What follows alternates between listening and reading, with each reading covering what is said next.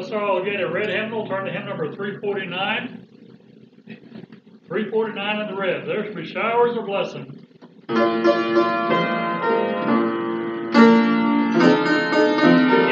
We need showers. Hallelujah. There shall be showers of blessing. This is the promise of love. There shall be seasons refreshing, sent from the Savior above. Showers of blessing within. Mercy and promise are falling, but for the showers we plead. There shall be showers of blessing, precious reviving again, over the hills and the valleys, sound of abundance of rain. Showers of blessing within. Mercies of promise are falling, but for the showers we plead. There shall be showers of blessing, send them upon us, O Lord. Grant to us now a refreshing, come and now honor thy word. Showers of blessing within. Mercies of promise are falling, but for the showers we plead. There shall be showers of blessing, falling through day and nightfall. Now is to God we're confessing, now is on Jesus we call. Showers of blessing within. Mercies of promise are falling, but for the showers we plead. Heavenly Father, help us now as we come to you. Lord, I pray you bless us. And God, have your way tonight. And Lord, bless your word as it goes out. And I pray you just, God, help us to go home, leaving this place, knowing that you've dealt with us and are happy with what we've done. In Jesus' name we pray. Amen. My wife gave me a little story off the internet. There was a little boy standing in the vestibule of a church outside the auditorium, and they had a little display set up with a bunch of little American flags and people's names underneath of them. You know, it was something for the veterans, but the little kid evidently didn't know what it was for. And the pastor came along and said, what do you think? And he said, well, what is it all for? And the pastor said, well, these are people that died in the service. And the little boy kind of looked up and said, 9:45 or 11.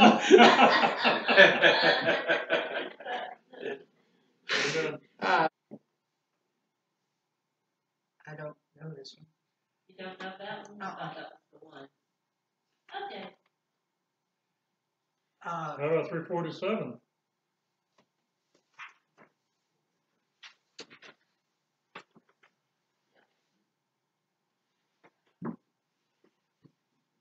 We can handle it. Let's get it out of flats and into sharps.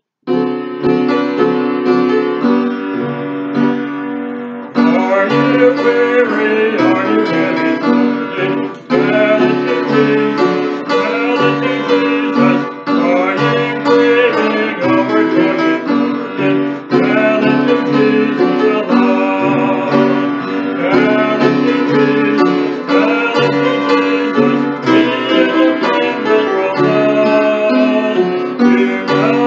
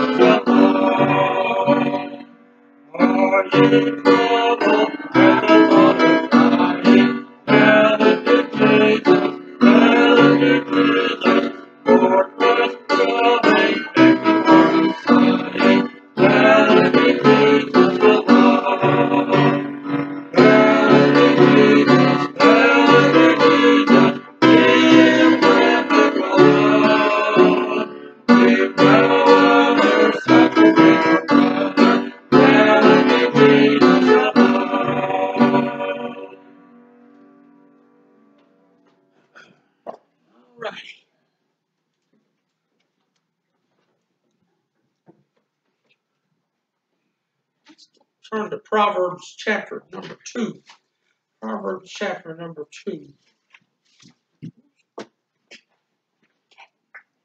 Gotcha.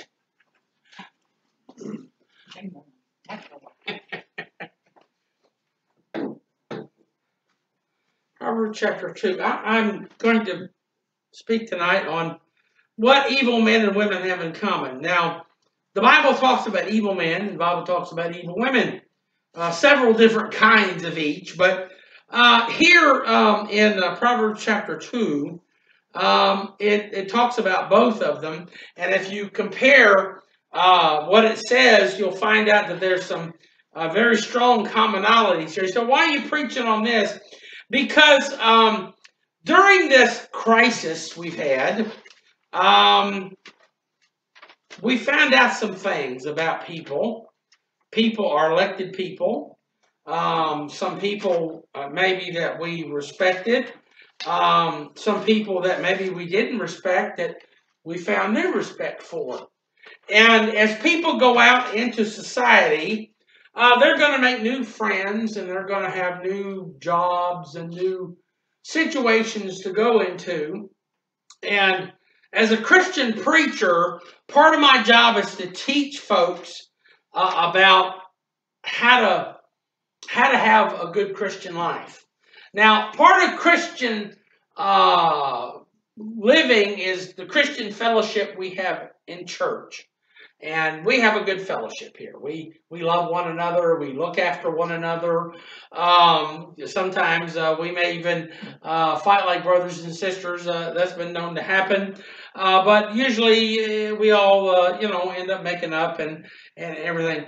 But part of Christian fellowship, it goes hand in hand with something else that Christian preachers don't talk a lot about anymore. It's called Christian separation. There's things and people that God said to stay away from. And that doesn't mean we're a bunch of snobs. No, that's not what I mean. It means that you have someone that's detrimental to your spirituality. You might need to keep some distancing. Talk about social distancing. Now, that doesn't mean you snob them or you don't help them if they need help or you don't pray for them or witness to them or any of that stuff. You need to do all those things.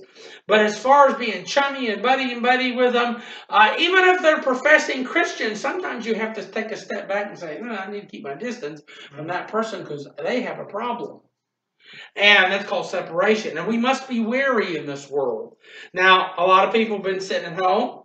And it's been a good thing. A lot of marriages, they tried to come out and say people were getting divorced, and then somebody actually ran the numbers on that and found out that just the opposite is true. People have been getting to know their families and figured out, well, we do love each other, and we do like each other, and we do have fun, and we can live one another without killing one another, and actually have a conversation and enjoy a movie or play a game or whatever. And people have enjoyed being with their family somewhat. Now it gets old after a while. And people want to go out and about and do stuff, and I understand that. But they found that their family wasn't so bad. So they're going to go out into this world, and they've been kind of cloistered up. And they Christians, as we go out, we have to be wary a little bit. Now, Galatians chapter 2, verse 4, Paul said, and that because of false brethren unawares brought in. He talks about people who pretended to be Christians. And see, there's people that will come and profess to be Christian, and they're really not. They want to trip you up. They want to put a stumbling block in your way on purpose.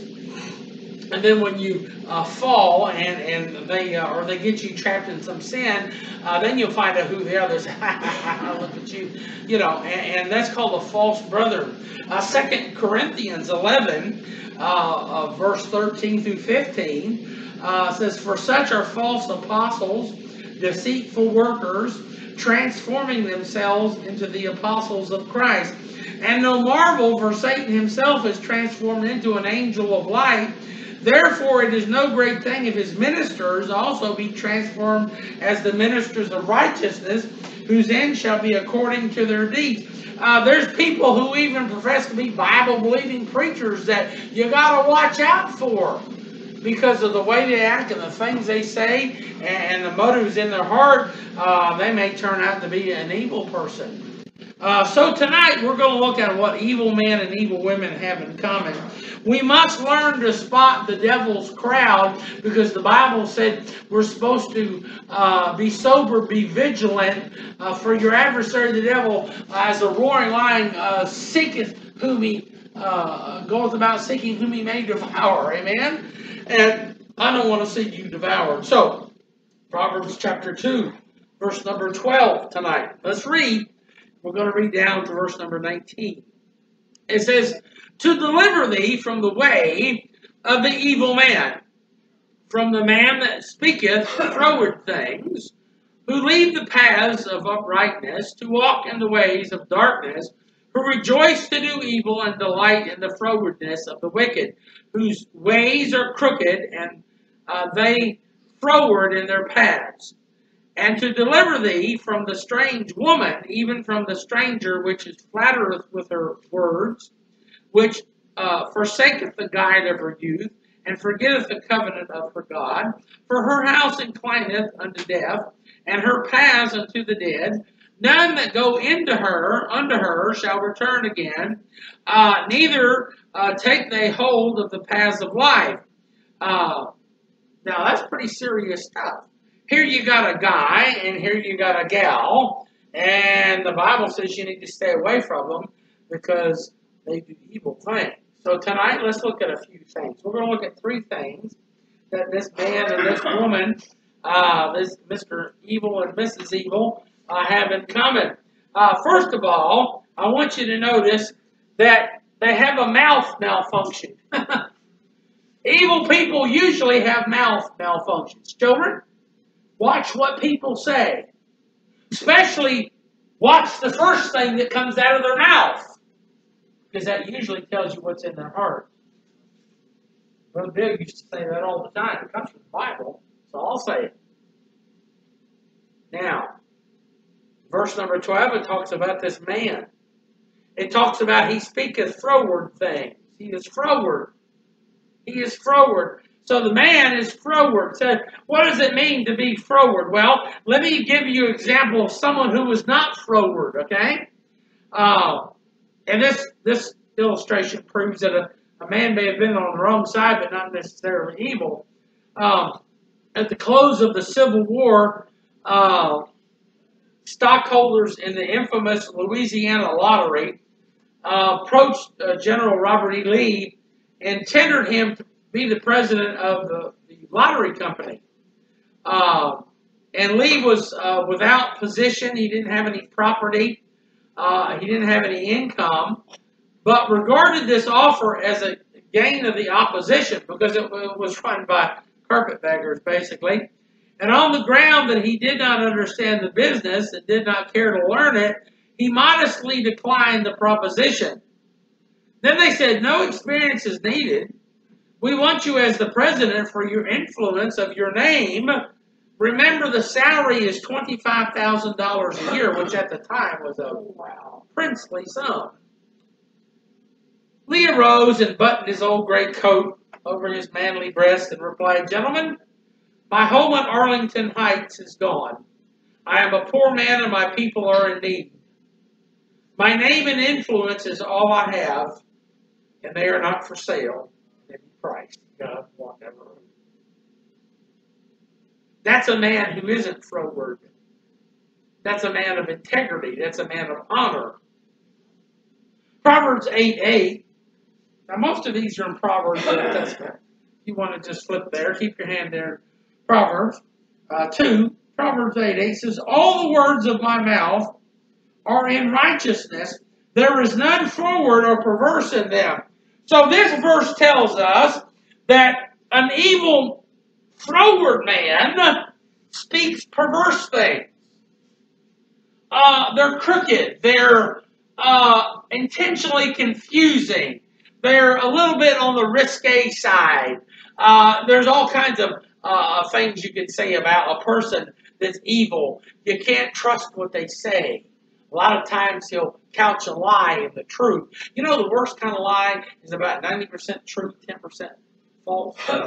You know that. That's the kind of person this is. Proverbs 16:29 says, the violent man enticeth his neighbor and leadeth him into the way that is not good. Notice that this guy's talking, this mouth malfunction this fellow has, is he tries to be diverse.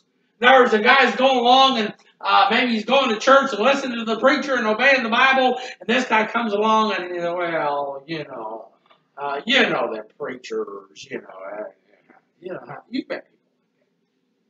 And they try to pull people along or say, well, wouldn't you like to make some extra money? When the conversation starts out that way, run. Look, God will open up doors for you. You don't need some con man to come along. And Deuteronomy chapter 32:20. Now this is an interesting verse because God is talking about a group of people, and this is what he says about the whole group of people. And he said, I will hide my face from them.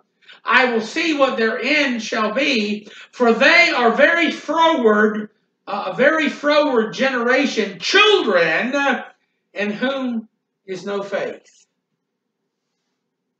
This evil gentleman has no faith. In the long run, evil people have no faith in anything.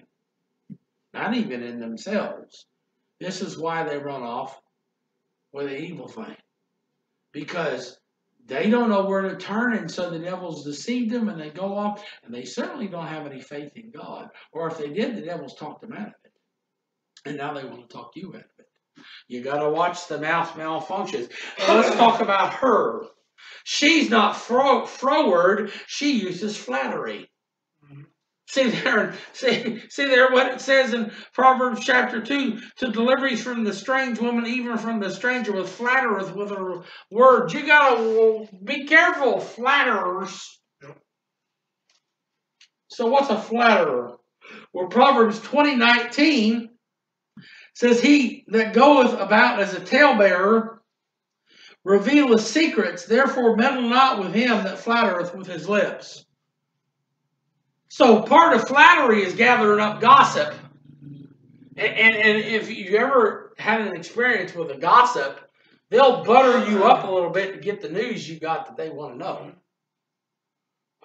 They'll tell you how good you are, how good you look, how good your cake is, and boy, it was sure a fun time at your house last time I was over there, and blah, blah, blah, blah, blah, blah, blah, blah, blah. And did you hear about Susie? And then what have you heard about Susie? And all of a sudden they go, flattery. But you got to watch out about flattery. Proverbs 29 verse 5, a man that flattereth with his neighbor spreadeth a net for his feet. People like that are tricky. They're tricky. Mouth malfunctions. When somebody tells me something, even somebody I know, a lot of times I'll check it out just because I want to know it's true for myself. Dr. Ruckman taught us to do that in school. He said, don't believe me. Don't believe what I teach you in this class. Go home, look it up in the Bible, see if I'm telling you the truth. That's what he used to tell us all the time. So you know what I did? I did.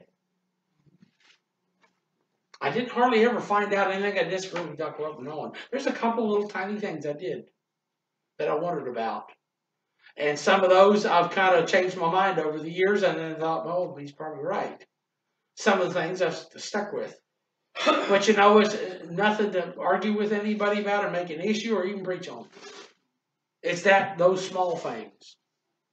And see, if I was an evil man, I'd bring stuff like that up and try to get a fight going between the brethren. So, evil men and evil women have mouth malfunctions. Secondly, they stray from staying with God. Say that 5 times fast. They stray from staying with God. Verse 13 in Proverbs 2 says, who leave the paths of righteousness and walk in the ways of darkness. The man, he leaves the right. Real men are taught to do the right thing. Used to, that even a lost person would die before he would not be a man of his word. If he told you he was going to be there Tuesday at 2 o'clock, he would move hell and high water to be there Tuesday at 2 o'clock because he was a man of his word. They don't teach that to kids anymore. An evil man never would do that. People used to spot folks, and they used to be suspicious of folks that didn't keep their word. And there was a reason, or the Bible says something about it. Leave the right way. That means some of these kids we've had in Sunday school, not all of them going to grow up to be angels. Oh no. Some of them leave the way. Some of them leave the way. He said, what causes that? Well, Psalm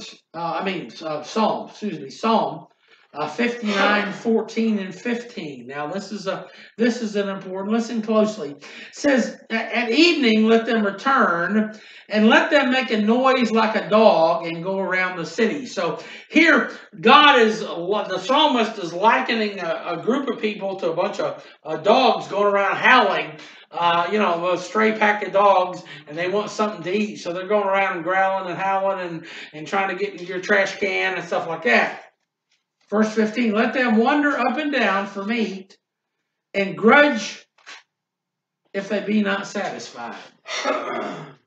See that last word, satisfied? Even dogs, a pack of dogs, can get satisfied with stuff they find to eat. But an evil person, an evil man, what brings them away from the things they get dissatisfied. So how do they get the devil does that to people? He comes along and says, look at that fruit up there. Looks pretty good. God said you couldn't even touch it, huh? See how he got Eve dissatisfied? And pretty soon she's saying there, well, what is God hiding? I want to eat that fruit. It looks pretty good. I don't see anything wrong with it. And that's how the devil gets people. They start doubting what they've learned and listening to the devil, and all of a sudden they go down the path of dissatisfaction, and pretty soon they leave the path of righteousness. How about the woman? Now this is interesting. I found this in Psalm 119, verse 10. It says, with my whole heart I have sought thee. Now, that's very enlightening. David said, with my whole heart I have sought thee. Oh, let me not wander from thy commandments. Now, think about this. If you've got a whole heart and you're seeking God, you're afraid that you're going to wander away from God's commandments. Now, let's say you're a person and you're not willing to put your whole heart into seeking God. What does that mean, children? That means you're probably going to start wandering. And the more you wander, the more you're going to wander. And you just wander off into the wilderness somewhere. I've seen that in church. I can tell when I don't want you to ask Linda, but you could ask her and she'd tell you this. I get worried about people at times because I see people, and they go to church all the time, and then all of a sudden they're not there at Sunday school half the time. Then all of a sudden they're not at Sunday school at all. And then they start missing Wednesday night prayer meeting. And then there's all of a sudden they're not there at all. And then all of a sudden they start missing Sunday night. And then all of a sudden they're not there at all. And then all of a sudden they come every other Sunday and Sunday morning. And then they're maybe once a month, maybe once every couple of months. And then you know what happens after they're out the door? And a pastor can see that happening. When he starts to see that, a pastor it's a good pastor starts praying for that person. Saying, God, help him to see what's happening to him. He's being drawn away. He's being drawn away. And I hate to say a person like that is half-hearted, but that's what's going on. You see, the Bible says you cannot serve God and mammon. You have to serve one or the other. And when you try to serve both God and mammon, it doesn't work right. And I'm afraid America is slap full of Christians that try to serve God and mammon and God and something else. And, I could name a couple dozen of them. But they stray. They don't stay with God. They don't stay with His book. They don't stay with the church. They don't stay with the Christian. They stray away from fellowship. They found some new exciting friends, and then one of their new exciting friends invites them down to the bar room after work, and there it goes. That doesn't happen in a Christian church, really. There's something happened lately that would, if I told you, it would burn your ears off. And 6 years ago, if you'd seen that person, you'd have said, no, that never happened to that person. Well, it did. I'm telling you, stay away from evil people. They'll get you. The third thing is that they end up doing deadly deeds. Say deadly deeds? Yeah, you either kill someone physically or you kill them spiritually. But evil men and evil women, that's their modus operandi. Psalm 41:6 talks about the evil man. See, in Proverbs 2, verse 14 and 15, says, who rejoiceth to do evil and delight in the frowardness of the wicked, whose paths are crooked, and they froward in their paths. And verse 18 and 19, her house inclineth to death, and her paths unto the dead. None that goeth into her return again, neither take hold of the paths of life. The man, he goeth forth to sin. If he rejoices in it, he delights in it. Psalm 41:6 says, and if he come to see me, he speaketh vanity. His heart gathereth iniquity to itself. When he goeth abroad, he telleth it. So this evil man, he goes about subtly, and he's information gatherer kind of person. He wants all the dirt on everybody. He's a gossip too. He's got a real bad motive for using it. And you say, well, doesn't a person like that have a plan? Actually, they don't. You say, well, Jesus said, a little while the light is with you, walk while you have the light, lest darkness come upon you. For he that walketh in darkness knoweth not whither he goeth. Evil people think they have a plan, but they ain't got no plan. They ain't got no plan. They ain't got no plan.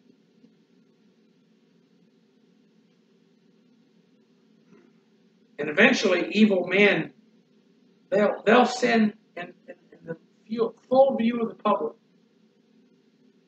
Look at Judas Iscariot, Mark 14:45 says, as soon as he was come, he goeth straightway to him and saith, Master, Master, and kissed him. I've seen Christians do that too. Brother Bill used to talk about the people that hugged him and told him that he loved him, and then the next day he quit the church. That hurt our pastor. Boy, he hardly ever got over that. I think he still didn't get over it. Then he died. Evil men. Evil men. Unfortunately, it looks like the governor of Virginia is an evil man. 16 people were meeting at the Lighthouse Fellowship Church in Chinkatink Island, Virginia. I've been to Chinkatink Island, Virginia. There's an itty-bitty little town there with maybe, 150, 200 people. Their main claim to fame was once a year, they have a bunch of wild horses they ferry off the island into Maryland, and they sell them. And everybody comes and have a big party and affair and thing. These 16 people on Palm Sunday were in an auditorium that sat 250 people. The next Sunday, police officers came during the service with a summons for the pastor of a fine of $2,500 or jail time for violating the COVID laws of Virginia. The restraining order also threatened to get rid of the church's state tax exempt and sales tax exemption. Now, there's no reason to do that except a man who hates churches. He's an evil man. And if somebody from Virginia watches this video, vote him out. I don't even know what party he belongs to. I don't care. When President Clinton sinned, we preached against it in this church. Anybody that sins, we're going to preach against it in this church. And they can say, well, it's Paul. No, it's not. Now, when this thing started, I told y'all, y'all need to start praying because there's evil people going to stand up and they're going to persecute the church. So far, we've had church people, their tags have been taken down in Kentucky, and the state of Kentucky's tried to fine every single one of those people who were in their cars listening to the pastor on the radio with their windows rolled up. There's been 2 pastors arrested, one in New Orleans, and where was the other one at? In Florida, in Tampa. The guy in Tampa, he had 10 feet between each chair. Everybody that came into the auditorium got a mask.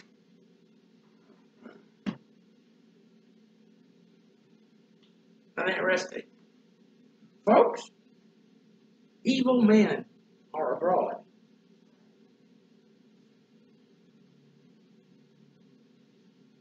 The woman stays at home and sins.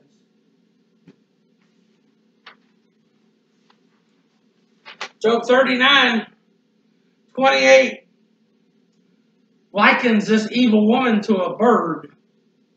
She dwelleth and abideth upon the rock, upon the crag of the rock, in the strong place. That's where eagles and all kinds of birds of prey live. From thence she seeketh the prey, and her eyes behold afar off. She's up there in the nest. She ain't flying around. She's looking out of the nest, see some goodies that she can go pounce on. Her home is a place of strength. These aren't weak women, these evil women. They're very strong, some of them. And women are naturally attached to their home anyway. And if some of you don't know that, you need to learn that. You men, you need to learn that women get attached to the home. You start doing stuff to their home, you'll worry them. You put their home in danger, you'll worry them. And you start really doing something bad to the home, they'll start packing their bags and look crossways at you. You better take care of that home. You better make sure it's fixed up. You better make sure it's painted.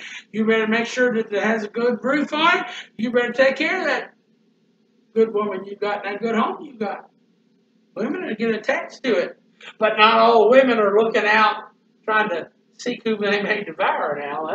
Not all women do that. There's a lot of good. Thank God there's more good women than there are bad women. And this is a hunter who seeks afar off and knows everybody's business. Proverbs 6:24 says, to keep thee from the evil woman, from the flattery of the tongue of a strange woman. Lust not after her beauty in thy heart, neither let her take thee with thine eyelids. For by means of a whorish woman a man is brought to a piece of bread, and the adulteress will hunt for the precious life. I saw a woman in the rear view mirror. I had to look away real quick the other day. I was in McDonald's waiting to go give my order at the drive-thru. And there's people ordering in the restaurant and walking out. But this one woman, she wasn't dressed properly, and she wasn't walking, she was bouncing out. Now, I won't say no more. And I thought to myself, lady, really? And she was looking around to see if we was paying attention to her. I don't know nothing about her, don't know her name, never seen her before, but I worry about people like that. Stay away from people like that. If they ain't got no sense, that's fine. God may overlook it, but if they got sense, they're after something. And it ain't good. It ain't good. Oh, there's evil men and women all around. Now I'm going to talk about what's happened to the church in the 21st century. 2015, in the country of Niger, Islamic supporters burned 45 churches down to the ground. 2010, East Texas. There was churches that were burned. 2019, this last year, West Freeway Church of Christ in White Settlement, Texas. There was a shooting there. There was 2 dead. 2017, in the little town of Sutherland, Texas, which is near New Braunfels, Texas, there was 26 people shot dead and 20 people wounded. All of this took place in the 21st century. We're not talking about the 1800s here. There's evil men and women abroad. We need to be careful of them. We need to steer clear of them. Now, witness to them? Yes. Tell them how to be saved. Please do. They need to be. Help them. If they need help, help them. Show them the kind hand of Christianity. But don't pal around with them and don't make life-changing bonds with them. Practice spiritual distancing. Amen. God has better guidelines anyway. He's got more detailed guidelines.